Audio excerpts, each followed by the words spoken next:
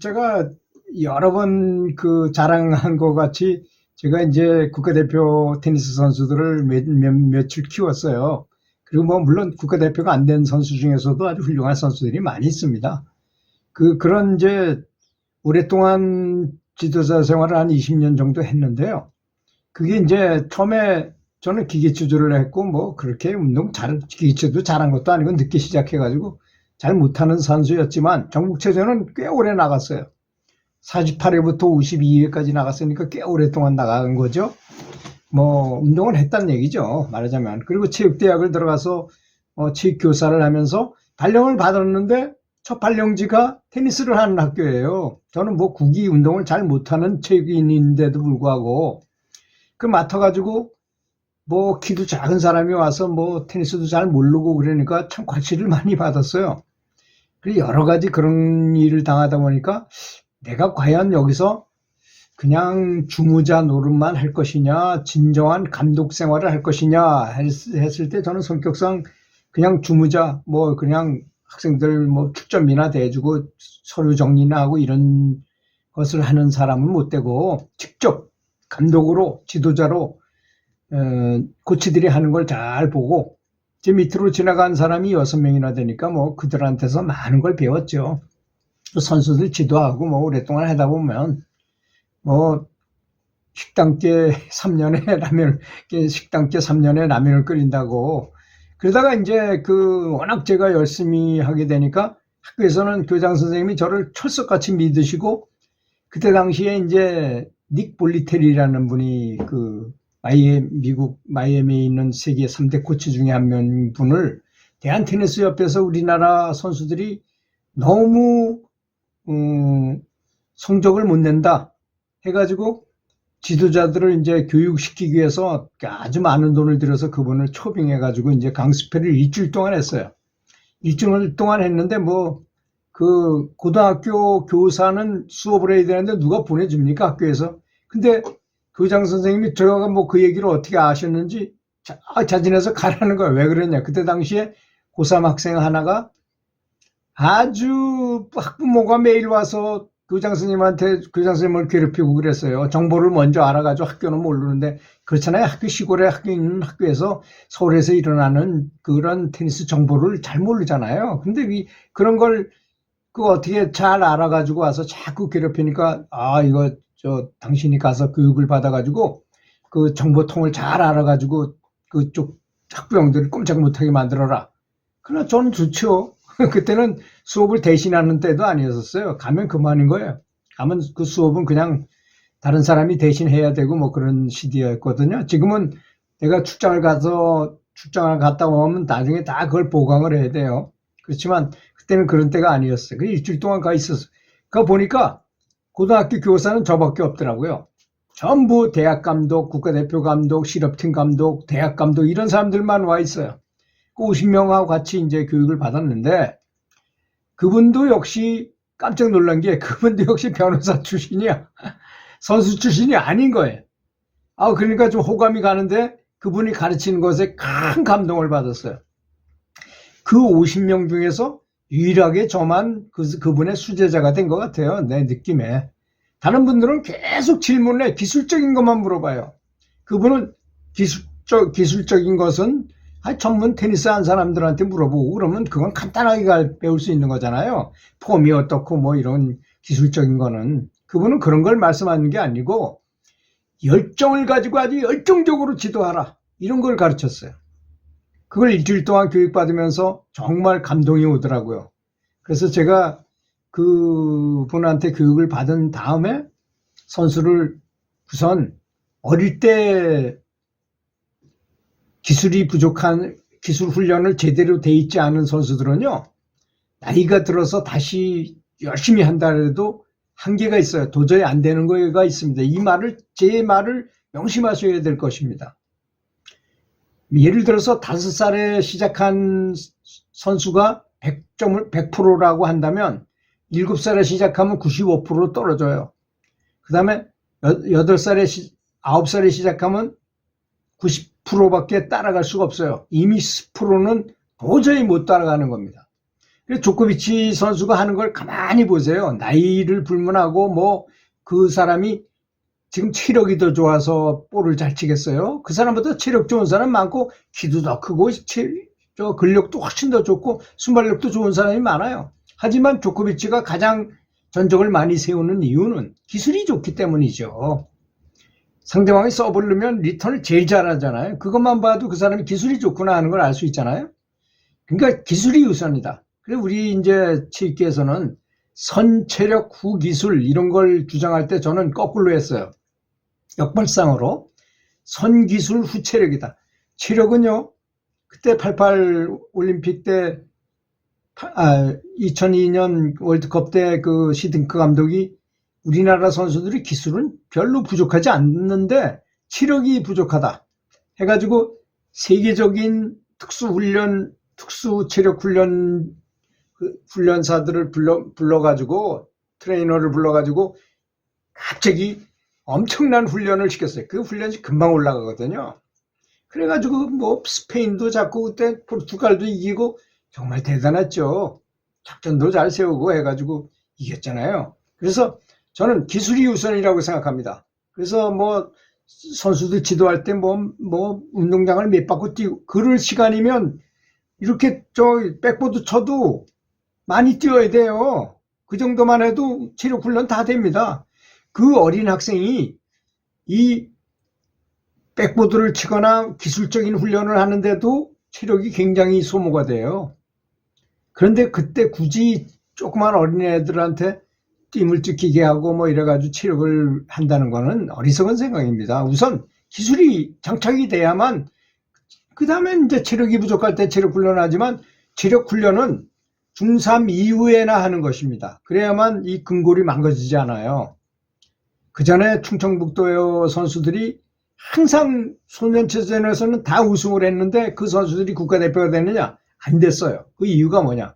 너무 어린 나이에 체력 훈련을 너무 많이 시켜가지고 이 학생들이 이 골격이나 근육들이 다 파열되고 망가졌기 때문입니다. 그래서 체육 스포츠를 가르치는 사람은 중학교 3학년 때까지 체력 훈련은 되도록 시키지 않는 것.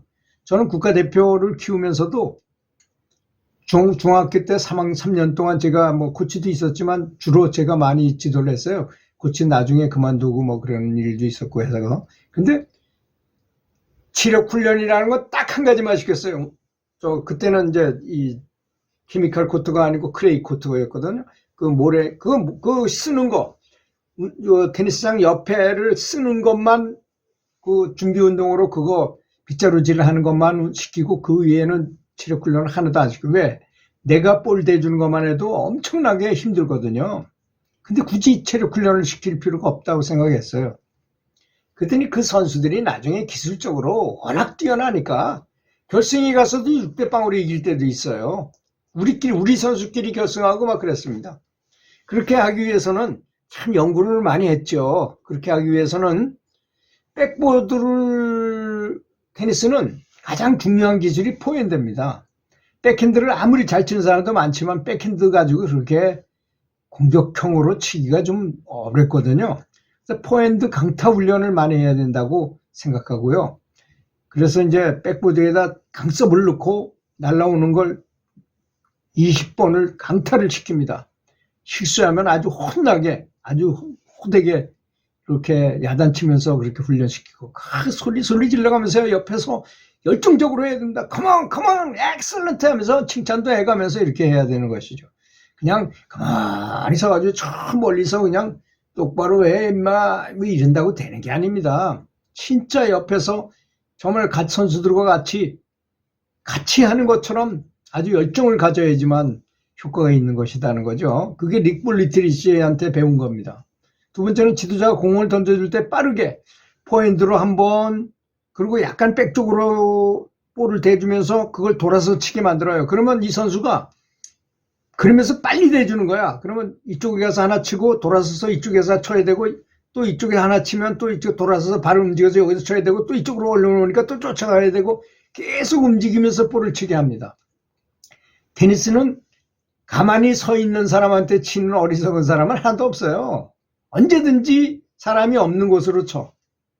그렇지 않습니까? 그리고 선수들한테 너무 복잡하게 훈련시킬 필요 없어요. 야, 무조건 사람 없는 대로 치면 된다. 그러다가 가끔씩 가다 한번 영모션으로 친다거나 뭐 이런 정도지. 무조건 테니스는 사람 없는, 이쪽에 가 있으면 이쪽으로 치는 거고, 이쪽에 있으면 이쪽으로 치는 거고, 이런 거 아닌가 이거예요. 간단하게 생각하라. 그리고 강타를 치고 라이징볼을 치고 빨리 잡아서 쳐라. 이렇게 이제 시켰죠. 그리고 네트를 한 30cm 정도 높여요. 그리고 코트도 줄여. 그러면 이 선수들이 높게 칠 수밖에 없게 만든다 이겁니다. 그리고 코트는 더 짧아졌으니까 이게 나갈 확률이 많잖아요. 그렇게 시켜놓으면 나중에 아무리 세게 때려도 아웃이 안 나가요. 실수가 아주 엄청 줄어듭니다. 이거 굉장히 중요한 사실입니다. 네트를 높이고 코트를 줄여라. 그리고 짧은 공이 아웃되도록 수평 스윙을 시키는 거지. 그러니까 이렇게 날아가다 뚝 떨어지게 쳐라 이거죠. 그러면 그렇지 그냥 냅다 갈기면 네트에 받거나 아웃이 되거나 하거든요. 그래서 그렇게 수평 스윙을 하도록. 전 사실 수평 스윙이 뭔지도 몰랐는데 그렇게 시켰어요 무조건. 그런데 그렇게 열정적으로 시키니까 다 되더라고요. 제가 생각한 것이 다 이루어지더라고요 사실. 근데 그게 쉽게 이루어진 건 아닙니다. 굉장히 오랫동안 지도하고서 그런 효과를 얻었어요.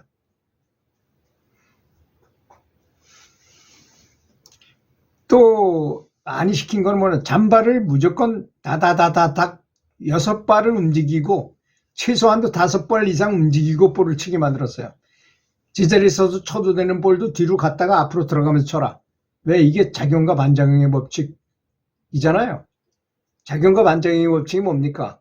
이렇게 큰 바위를 밀 때 잘 안 밀리면 살살 이렇게 일렁일렁 하다가 확 밀어야지 잘 넘어가잖아요. 그게 바로 작용과 반작용이에요.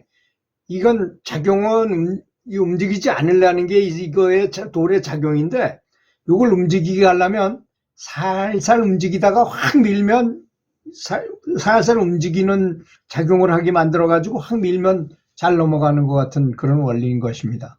근데 이게 별거 아닌 것 같지만 이런 과학적인 원리도 물리학적 원리도 정확하게 알고 해야 돼요. 그래서 물러났다가 들어가면서 때리면 셀 거 아니겠습니까? 가만히 서서 치는 것보다는. 물론 프로 선수들이 아주 고급 난도에 가면 그렇게 할 시간도 없죠. 발 움직이는 것조차도 체력이 뭐 5세트를 해야 되니까 그런 경우는 있지만 하여튼 기본을 충실하게 하기 위해서 그렇게 아주 철두철미하게 시켰어요. 무조건 발을 5발 이상 뛰게 만든다 이겁니다. 그 다음에 예측을 빨리 하는 거죠. 상대방의 라켓면에서부터 공은 출발합니다. 언제든지. 그래서 상대방의 라켓면을 보고 예측을 빨리 하는 습관을 들이도록 했습니다. 굉장히 중요한 사실이죠.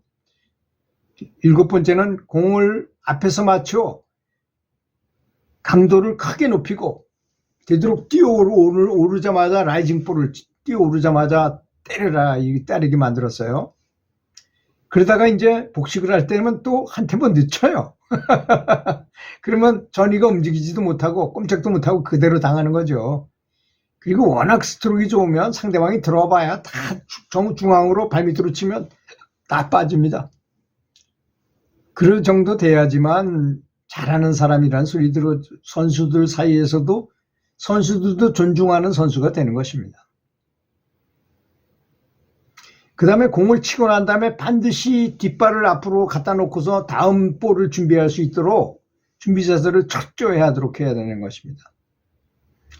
준비 자세를 항상 철저히 하도록 준비하는데 100m 앞으로 달리기 할 때 같은 자세를 취하고 있어야 됩니다. 항상 언제든지 땅 소리 나면 뛰어나갈 것 같은 그런 자세를 취하게 준비 자세를 하도록 해야 되고, 그다음에 10번째로는 폴로스를 끝까지 해야 되는 것입니다. 맞아가지고 공이 라켓에 맞으면 쭉 한 40개 정도 앞으로 쭉 미는 그런 스윙을 하도록 철저하게 가르쳐요. 딱 때리고 마는 게 아니라 쭉 선수들을 보면, 프로 선수들을 보면 살살 이렇게 딱 때리고 옆으로 비키는 것 같지만 그게 아닙니다. 쭉 밀고 나가요. 폴로스로를 끝까지 하게 만들고, 페인트 모션을 취하면서 공을 치도록 평상시에도 집중적으로 훈련을 해야 됩니다. 이 사람이 상대방이 내가 어디로 치는지 보이지 않게 쳐야 되는 건 굉장히 중요한 기술입니다. 그래서 기본 기술 연습할 때 이미 그게 장착이 돼 있어야 됩니다. 벌써 딱 어디로 치는지 다 알게끔 친다면 그건 선수도 아니죠. 굉장히 중요한 기술입니다. 그 다음에 테니스는 확률 게임이라는 걸 인식시켜서 되도록 크로스로 많이 치게 하면 그 확률적이거든요. 더 니트도 낮고 하기 때문에. 그래서 크로스로 많이 치게 하고 상대방이 개미만하게 보이더라도 코끼리처럼 크다고 생각하고 상대방이 코끼리처럼 크게 보이더라도 개미 새끼처럼 조그맣다고 봐야 되는 것입니다. 긴장하지 말란 얘기죠. 그래서 이 스포츠계에 제가 제일 좋아하는 말, 겁쟁이는, 긴장을 하는 사람은 승리도 얻을 수 없고 황금도, 돈도 못 벌고 미인 부인도 얻지 못한다는 것입니다. 그렇잖아요?